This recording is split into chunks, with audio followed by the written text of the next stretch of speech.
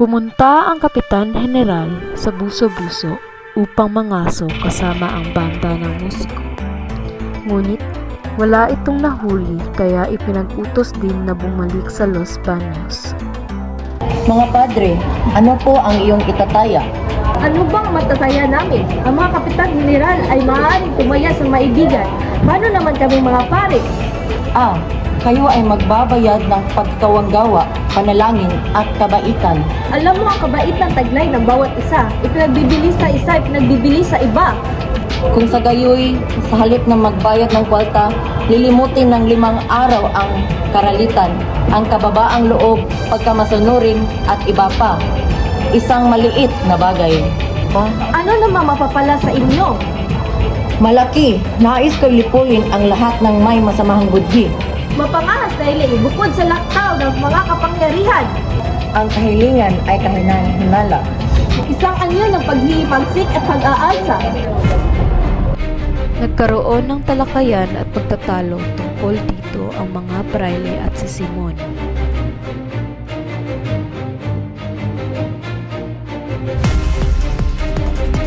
General, umarito ang anak ni Cabezang Tales at nagmamakaawang palayain ng kanyang ingkong na dinakip na sa halip ay ang kanyang ama. At ikatlong araw na niya ito na pumunta dito. Hindi ba pwede manahalin ng matahimik? Siya po sulatin ang kalihim ng isang utos sa Tenyete ng Guardia Civil upang palayain ang matanda. Masama ang loob ni Placido Penitente habang patungo sa pamantasan ng Santo Tomas. 2 beses nang sinulatan ng liham ang kanyang ina upang sabihan na nais na niyang tumigil sa pag-aral.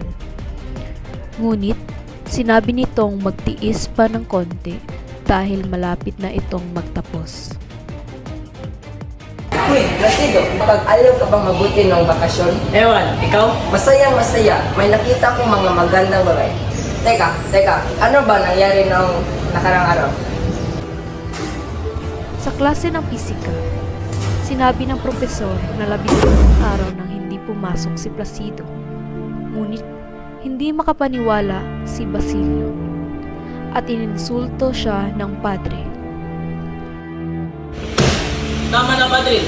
Alam kong mas mataas yung ranggo, ngunit wala kayong karapatan na laitin ako. Okay, sige mo nito, sagutin mo ang tanong to.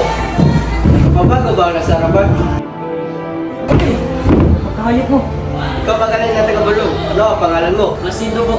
Aha, Placido Pinente. Dapat ikaw bigyan ng para sa liban mo sa klase. 15? Hindi naman nabigit ng 5 liban ko. Dahil bilang ang liban mo. Kung 5 nga yung liban, ilan na makalibang 5? 25. Ngunit, Padre, kung lalagyan niyo po ng bawas sa leksyon, ay dapat pumalisin ninyo ang hindi ko pagpasok na ilagay niyo sa akin. At hindi mo manawaan at hindi mo maisaisip, filosopo na hindi pumapasok sa klase at hindi marunong sa leksyon. Kasalukuyang nagpupulong sa bahay ni Makaraig ang mga estudyanteng sina Isagani, Sandoval, Juanito Palaez, Pecson at iba pang estudyante. Paksa ng kanilang pagpupulong ang tungkol sa pagpapatayo ng Akademya ng Wikang Kastila. Kung sa gabi ang klase, baka magdulot ito ng masamang asa tulad ng nangyari sa Malolos at makasira ito ng karangalan ng universidad. Hindi ako laban sa pagbabago, pero kailangan din natin humit ang mga papel ng mga private para sa parulan. Tama. Mabuhay Sandoval! Magsaya tayo mga kaibigan dahil ako'y nagtagumpay. Nakipagkita ako kay Padre Irene at ibinaglaban niya ang ating layunin. Tatago sana namin ito, ngunit iminungkahin niya na ipapasa ito sa kataas-taasang lupon ng paaralang primarya upang magdesisyon. Mabuti kung si Padre Irene ang tumulong, may posibilidad na maaprubahan ito. Huwag muna tayo magdirito. Alam naman natin na si God Custodio ay mahirap kumbinsihin. Malamang, maghanap iyon ang dahilan para hindi tayo paboran. Kailangan natin gumawa ng paraan para makuha ang kanyang suporta. Ano ba sa tingin niyo kung humingi tayo ng tulong kay Senior Pasta? Sinabi ko nga rito kay Padre Irene at tugon niya lang ay isa itong magandang pagkakataon upang tayo ay muling kumilos. Sa tulong ni Don Custodio, isang kasangguti na ipasa ang kasulatan. Ipinapangako niya na nalulutasin niya ito sa loob ng buwang ito. Si Ginoong Pasta ay isang bantog na manananggol sa Maynila. Sinadya ito ni Sagani upang makipag-usap na kung maaari ay payuhan si Don Custodio na pumanig sa kanila kung sakalang ito ay sumangguni sa kaniya. Basta mang simula yun, basta mang palagay, mga bata pa kayo kung wala kayong alam tungkol sa mga pagbabago. Tingnan niyo ang nangyari sa Madrid, kung paano humingi ng pagbabago ang mga binata roon. Lahat sila pinangating ng pilibustero. Marami na ang hindi makawin rito. May mga bagay na hindi ko masabi sapagkat lubhang maselan. Nawalaan ko ang hindi niyo sabihin. Ang pamahalang kolonyal ay hindi labas at pasto ang pagkakatatag at nalig lamang sa palapalagay. Putres, pag-aralan nila ang inaaral niyo at gawin nila ang ginawa ko. Ngunit, ilan sa mga nais matuto, makaabot sa maabot ninyo? 10,000! Pwes, ano ang kailangan ng higit sa roon? Nag-aaway sila at halos magpatayan dahil sa isang may sakit, manggagawa, binata at magsasaka ang kailangan natin. Si Quiroga na nais magkaroon ng konsulado para sa kanyang bansa ang nagdaos ng isang hapunan.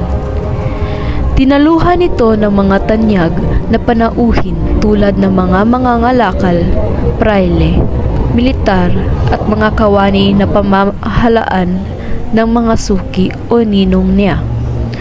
Dumalo si Simon sa handaan at tinanong si Quiroga tungkol sa mga pulseras na kinuha nito sa kanya.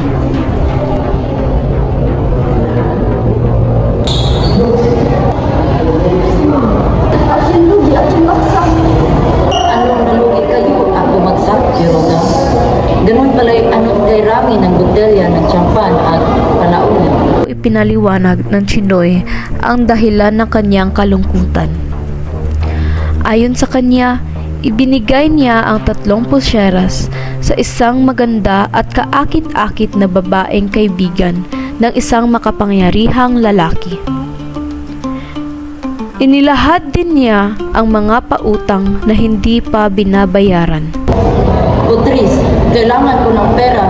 Akala mababayaran ninyo ako. Gawin kong 7 ang utang ninyong 9,000. Kailangan ko lang ipasok sa tindahan niyo ang ilang kahon ng baril na dumating ngayong gabi. Hindi magkakasya sa bahay ko. Huwag kayong matakot. Hindi kayo mananagot. Ang mga armas na ito'y itatago sa iba-ibang bahay ng unti-unti. At pagkatapos ay gagawa ng sisiyasat at marami ang ibibilanggo. Nagpapayag din ni Simon si Quiroga. Sa kabila naman ng mga ito, ang mga kawani, kawal, praile at mga estudyante ay salu-salubong. Magkasama sina Padre Salvi, Padre Camora at Benzay.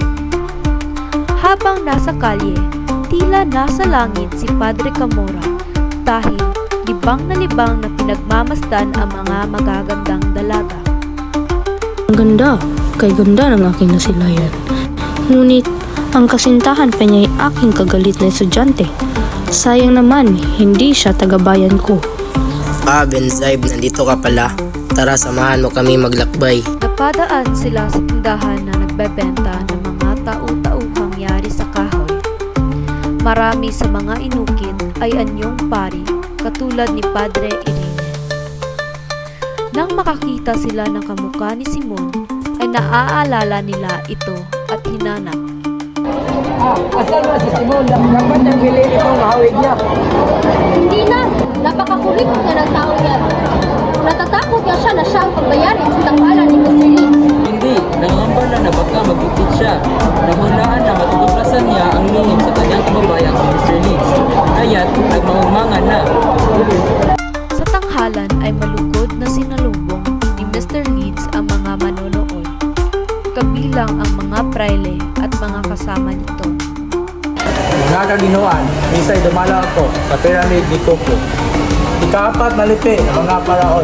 Sa isang libingang gawa sa batong buhay na puka, ay nakita ko ang isang kahangian na maaari ninyong siyasatin. Ang amoy bangkay! Kaamoy mo mga sinaro na silyo. Mga Ginoo, ay may lamang isang dakot na abo at kaputol na papiro na kinasusulatang dalawang salita. Nang binigkas ni Mr. Leeds ang unang salita, ay may lumitaw na ulo. Deremos Penge, pakilala mo sa mga narito kung sino ka. Ako'y si Mutis, ipinanganak sa panahon ni Amasis at namatay na panahon ang nasakop ay mga taga-Persia. Ipagdaan ko sa Babylonia ang ludatnan ko ang pagdadarayan daw tama upang ang kinin ang kapangyarihan. Mamamatay, mapustawan sa Diyos, mamamatay. Naumagahan, inuutos ng gobernador eklesiastiko na ipagbawal ang ganong uri ng palabas. Ngunit wala na si Mr. Leeds at siya ay nagtungo sa Hong Kong. Dala ang kanyang lihim. Umalis si Placido Penitente sa klase na puno ng tuot ang kalooban. Buo na ang kanyang desisyon na tumigil na sa pag-aaral. Oh, ba't narito ka na? Hindi ba't may klase ka pa? Hindi na po ako papasok ba? Ilason, di masyado. Masyado nila akong minamaliit. Pinapahiya ako sa buong klase. Ngunit ipinangako ko sa iyong ama nga ikaw ay aking aalagaan, mapag-aralin at gawing abogado. Katakot-takot sa hirap at pagtitiis upang makapag-aral ka lang. Ano lamang ang ihaharap ko sa kanya kung sakaling magkita kami sa kabilang buhay? Nagpatuloy sa pangangaral ang ina kaya napilitang umalis sa bahay si Placido. Nagpalaboy-laboy ito sa lansangan, ngunit umuuwi rin kapag nakaramdam ng gutom.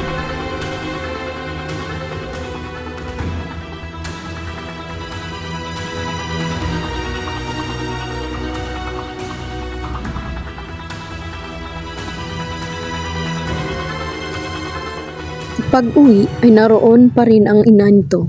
Muling pinangaralan ng ina si Placido kung kaya't muli itong lumabas at nagtungo sa daunan. Doon ay nagintay siya ng kaibigang mandaragat, ngunit nabigo ito. Sa halip ay nakarating ito sa perya at nakita niya doon si Simon. Senyor Simon, nais ko mamutang ng pabor sa inyo. Para saan? Sige, samahan mo ko sa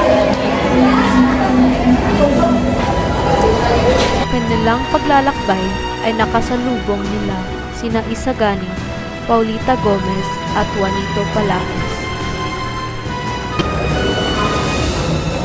Nariyan na ba ang pulbura? Nasa bayang pa po, hinihintay ko pa yung bumbong. At ang mga bomba, Handa na po. mabuti. Ngayong gabi ay makikipag-usap kayo sa TNT at sa Cabo. Pagkatapos ay magpatuloy kayo sa iyang lakad. Makikita nyo ang isang namamangka at sabihin nyo ng kabesa at sasagot siya ng talis. Huwag mag-aksaya ng panahon. Pasara, algo nuevo? Meron. Darating sa susunod na linggo. Subalit hindi pa handa ang bus nito. Akala ko ay hintayin hanggang magparisip. No high necesidad. Kapag ipinagpaliban ay marahil patay na sa Maria Clara. Samantala, naiwang nag-iisip si Simon. Naisip niyang bahagi siya ng kasamaang nais niyang puksain. Muli niyang naaalala ang mukha ng kanyang ama at ni Elias na kapwa namatay dahil sa paggawa ng lamang. Sandali na lamang at magkikita na tayo. Himagsikan ang naglayo sa'yo sa akin. Himagsikan din ang maglalapit sa atin. Nabukasan ay masayang pinapakinggan ni Placido ang pangangaral ng ina.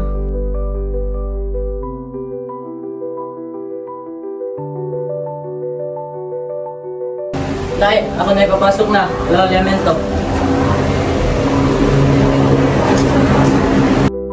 Nagising si Don Custodio mula sa pagkatulog na ito ang naiisip.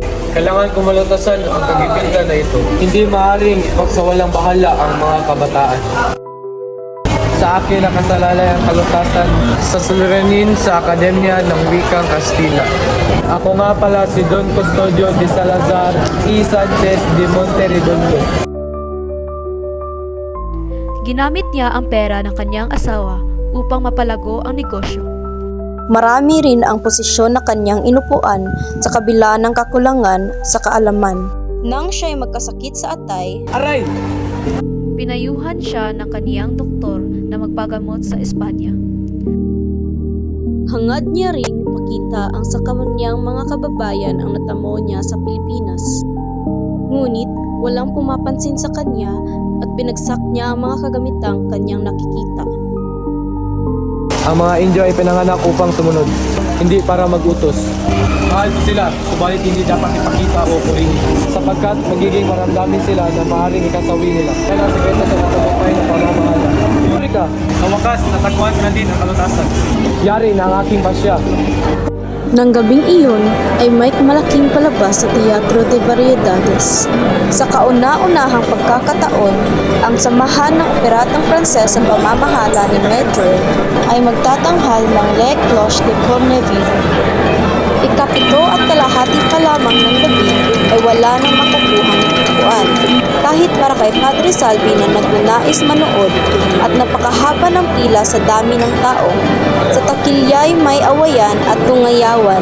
Ngunit ang mga ito ay hindi nagbigay daan upang makabili ng tiket. Kailangan mo malaman na ang tegsa ng taong ito ay sigagawa ng mga private. Ngunit ang totoo, ang mga prayle na pinamumunuan ni Padre Salvi at ilang hindi pare ay pinangguguluhan ni Don Custodio ay tutol sa pagtatanghal na iyon. Pinariringgan ni Don Custodio si Benzaib ng tungkol sa kalinisan ng budhi, pananampalataya, mabuting asal at iba pa. Ngunit ang ating mga dulang senete ay may mga salita at pangungusap na dalawa ang kahulugan. Alang-alang sa Diyos na sa wikang Pranses. Tao kayo, Benzaib. Ang hudyat ay isang puto. Huwag niyang ipagsasabi. Huwag kayong mamahala. Kapag susunod kayo sa aking utos, matataas kayo. Ang general ang may utos niyan. Huwag niyong ipagsasabi. Mga investigador, umunod muna ako.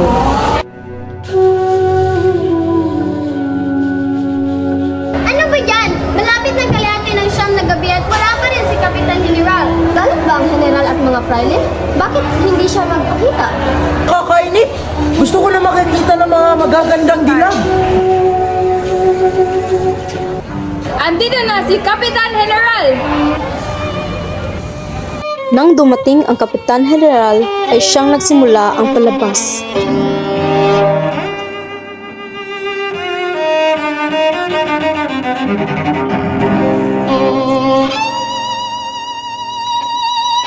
Nasapan kami na ako muna ang manonood para masigurong descent ng dula. Ngunit bakit nandito kasama siya ang aking kagaw? Tinutubuan na kaya siya ng kagustuhan sa mga kaakit-akit na artistang ito? Ang mga domestikes ay mga taong naapamo na. Ang mga Cervantes naman ay yaong may asal na taong gubat. Tama! Eso es cierto! Totoo yan! Ang iba ay walang galang. Marunong na wikang Pranses si Juanito. Kahanga-hanga dito lang kiti Borsyo. Kung mamatay man siya, si Juanito ang certain pagkakasalan ko. Chayan Vistazo, ilan na isang bakanting upuan pa doon. Niniwala ko kay Ginoong Simon ang bakanting upuan. Basta Titay, may magandang balita ka ba para sa akin? Kaninang hapon ay nagpadala ako ng libram kay Don Custodio at nandito siya ngayon upang iparating ang kanyang kasagutan sa inyong pag-iingat. Gracias, kaibigan. Narito na ang liham na mula kay Don Custodio na ibinigay ni Pipay. Ang kasagutan sa ating kagustuhan. Pichona, huli nang dumating ang iyong liham. Naharap ko na ang aking rekomendasyon at ito'y sinang-ayunan. Gayunpaman, ang pagpapasya ko sa panukala ay naayon sa ibig mangyari ng iyong mga ipinagtatanggol. Magtutungo ako sa dulaan at hihintayin kita. Kay buti ng taong iyan. Buti nga, wala naman ako makikita masasama dito. Yung kahirin ni Padre Irene na magkaroon tayo ng salo-salo bilang pasasalamat. Basilio, Isang Simon, mula ka sa teatro at tamang hinalakot dito ka nagpunta. Kamusta ang may sakit? bahagyan na ang tubog ng puso at mahina na ang pulso. Maaaring bukas makawalay mamamatay na siya na parang dinamaan ng lintik. Katulad ng Pilipinas, Lalo pa siya nang hina dahil sa bangungot at takot. katulad ng pamahalaan, Basilio. Kagabi, kinalat niya ang sasabungin manok at 3 taon nang namatay. Ibinigay ko ang isang Makinig ka, Basilio. Mahalaga ang bawat sandal. Sa loob ng isang oras, magsisimula ng himagsikan. Ang hindi kakampi sa amin ay ituturing naming kaaway. Nandito ako upang ihandog sa iyo ang dalawang bagay, ang iyong kamatayan o ang iyong hinaharap. Ang aking kamatayan o ang aking hinaharap? Sa panig ng pamahalaan o sa amin, sa piling ng mga maniniid o sa piling ng iyong bayan. Magpasya ka, Basilio, wala nang oras. Narito ako upang iligtas ka. Sa piling ng maniniil sa aking bayan. Mayroon akong mga hukbong at mga taong pinamahalaan. Sasama ka ba sa akin o mapahamak ka sa aking mga tauhan? At anong dapat kong gawin? Madali, ikaw ang namumuno sa isang pangkat. Sa gitna ng kaguluhan, buksan mo ang kumbento ng Santa Clara at iligtas mo ang tao ng mahalaga sa akin. Patay. Patay na si Maria Clara. Hindi siya patay. At ngayong gabi, ililigtas ko siya at ikaw yung mamamatay. Ilang araw na siyang may sakit. Nung pumunta ako sa kumbento para makibalita, patay na siya. Patay? Namatay nang hindi ko man lang nakita? At nang hindi man lang nalaman nandito ako para lang sa kanya? Namatay ng pagdudurusa.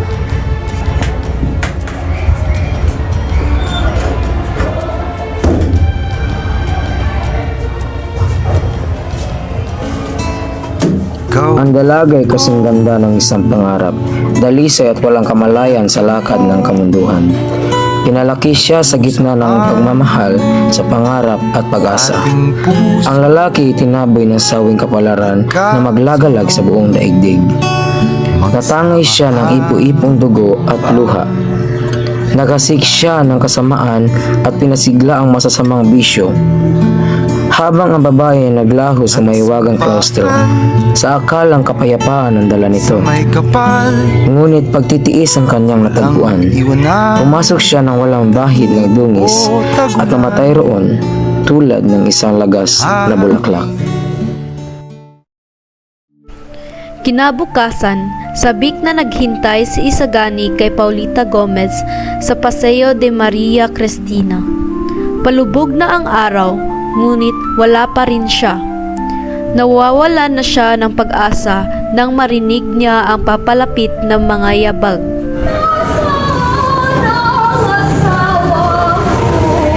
Sabihin mo sa akin kung nasaan si Don Tiburcio! Hindi ko alam. Sabihin mo sa kanya, patay man o buhay, gusto ko pa rin siya makita. 10 taon ako naghihintay sa kanya. Gusto ko na mag-asawa ulit. Ano ang palagay mo kay Juanito? Masayahin, palabiro at maging. Tia! Nahulog ang iyong abaniko sa dalampasigan. Ano? Saan? Naroon po. Naku! Bakit mo naman pinabiya ang mahulog iyon? Sa wakas, nagkaroon na tayo ng oras na magkasama.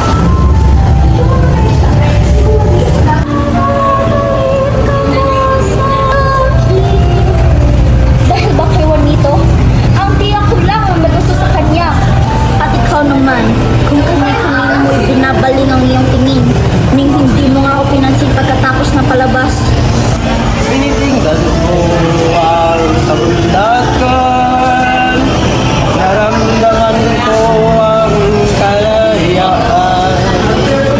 Pangarap kong makita ang ating bayan na malaya at maunlad.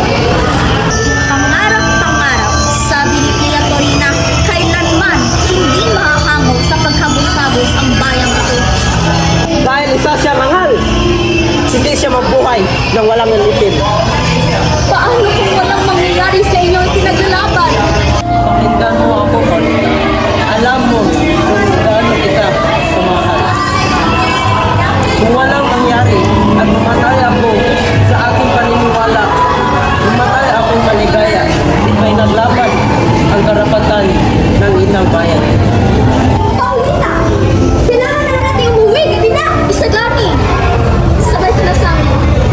Idinaos ang piging ng mga estudyante sa bulwagan ng Pansiteria Macanista del Buen Gusto. 14 na binata ang tipon-tipon upang ipagdiwang ang piging na iminungkahi ni Padre Irene alang-alang sa kapasyalang iginawad ukol sa usapin na ipagturo ang wikang Kastila. Pinayaran nila ang lahat ng mesa at nagpadagdag ng mga ilaw. Hindi talaga tumutupad sa usapan si Juan Nito. Hindi siya sumipot. Mas mabuti pa si Basilio ang ating inaya. Mga kaibigan, nakakatawang isipin na tayo'y narito nag-aalay ng piging sa taong pag-asa ng kadayaan. Ilabas ng pansit lang at ialay ito sa kanya. Sa karangalan ni Don Custodio, ang sopas na ito ay papanggalan ng panukulang sopas. Mga ulam pang darating, isang lumpiang insik na ang laman ay baboy. Ialay ito kay Padre Irene. Hindi makakain ng mga pare kung hindi tanggalin ang ilong ng mga baboy. Kung gayon, italya na rin! Tatlong ulam pa, tortang alimango na ihandog sa mga praile. Pagkat may pagkaalimango sila. Natawagin natin itong tortang praile.